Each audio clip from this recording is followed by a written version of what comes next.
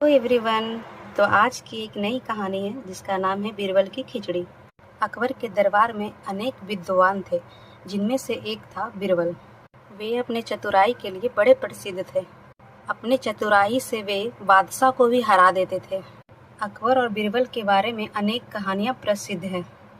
एक बार की बात है, अकबर किसी गांव से होकर जा रहे थे। सर्दी के दिन थे। गांव के लोग आग जलाकर उसके चारों ओर बैठ के बातें कर रहे थे। जब बादशाह अपने साथियों के साथ वहां पहुंचे तो एक व्यक्ति कह रहा था कि मैं यमुना के पानी में रात भर खड़ा रह सकता हूं। अकबर को इस बात का विश्वास नहीं हुआ। उन्होंने उस व्यक्ति से कहा कि यदि तुम सारी रात पानी में खड़े रहो तो मैं तुम्हें थैली भर इनाम मोहरे में दूंगा। वह व्यक्ति मान गया। अगली रात वह व्यक्ति यमुना के जल में रात भर खड़ा रहा। प्रातः वह बादशाह के दरबार में आया। बादशाह ने आश्चर्य से पूछा, तुम इतनी रात पानी में कैसे खड़े रहे? उसने नम्रता से उत्तर दिया, महाराज, आपके राजमहल का दीपक का प्रकाश आ रहा था। मैं उसे देखते हुए सारी रात पानी में खड़ा रहा। बादशाह ने कहा, तो तुम मेरे दीपक के गर्मी के कारण ही सारी रात सर्दी से बच सके। तुम्हें कोई इनाम नहीं दिया जाएगा। वो व्यक्ति बहुत दुखी हुआ, उदास होकर चला गया। उस समय बीरबल भी दरबार में उपस्थित थे।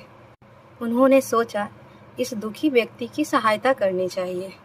दूसरे दिन बीरबल दरबार में नहीं आए। अकबर को चिंता हुई कि कहीं बीरबल बीमार तो नहीं पड़ गया। उन्होंने बीरबल को बुलावा भेजा। बीरबल ने कहलवाया कि मैं खिचड़ी पका रहा हूँ, पक जाने पर दरबार में उपस्थित हो जाऊंगा। दूसरे दिन भी बीरबल दरबार में नहीं आए। बादशाह ने कुछ सोचा, फिर वो बोले, चलो स्वयं ही चलकर देखें कि बीरबल कैसी खिचड़ी पका रहा है। जब बादशाह बीरबल के यहाँ पहुंचे तो उन्होंने देखा कि एक बहुत लंबे बांस के ऊपर एक हांडी लटकी हुई है। हांडी के बहुत नीचे थोड़ी सी भूमि पर थोड़ी सी आग जल रही है।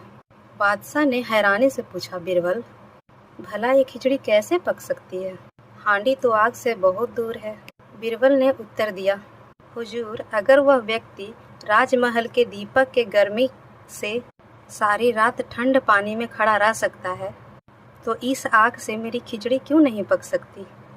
अकबर को यह बात समझ में आ गई। उन्होंने दूसरे दिन उस व्यक्ति को दरबार में बुलाया और बड़े सम्मान के साथ उसे मोहरों के साथ थैली भेंट कर दी।